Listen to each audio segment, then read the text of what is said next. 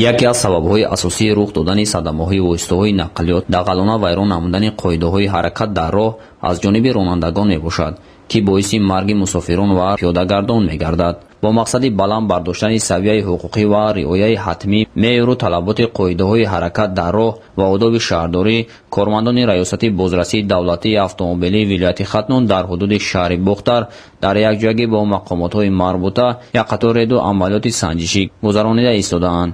дар ҳудуди роҳи автомобилгари шаҳри Бухтар аз тарафи ҳайати шахсии ротаи хадамоти роҳбонӣ чорабиниҳои мақсаднок гузаронида шуд. дар вақти гузарондани чорабиниҳои мақсаднок аз тарафи ҳайати шахсии ротаи хадамоти роҳбонӣ якчанд далели қоидавайронкунӣ қоидаҳои ҳаракат дар роҳ ошкор карда шуд.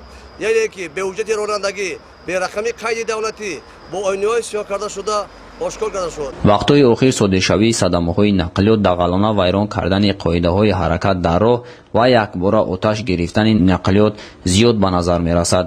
тибқи иттилои раёсати бозрасии давлатии автомобилии вилояти Хатнон дар давоми 6 моҳи соли ҷорӣ 155 вайрон кардани қоидаҳои ҳаракат дар роҳ ба қайд гирифта шудааст, ки дар натиҷа 98 нафар ба ҳалокат расида, 160 нафари дигар ҷароҳати ҷисмонӣ бардошта дар беморхона бистарӣ гардиданд.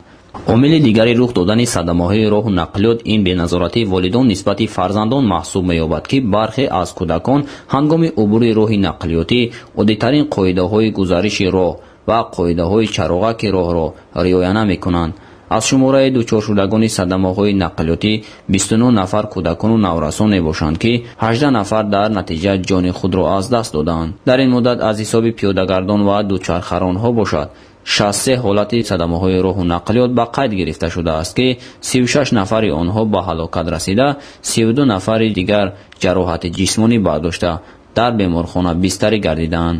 вақтҳои ахир дар ҳудуди кишвар бо омори зиёд рух додани садамаҳои нақлиётӣ ҳамарӯза дар шабакаҳои иҷтимоӣ расонӣ мешавад. яке аз чунин ҳодисаҳои фоҷиабор рӯзҳои аввали моҳи равон дар ноҳияи Файзобод ба қайд гирифта шуд, ки дар натиҷаи рух додани садамаи нақлиётӣ 11 нафар ҷони худро аз даст доданд.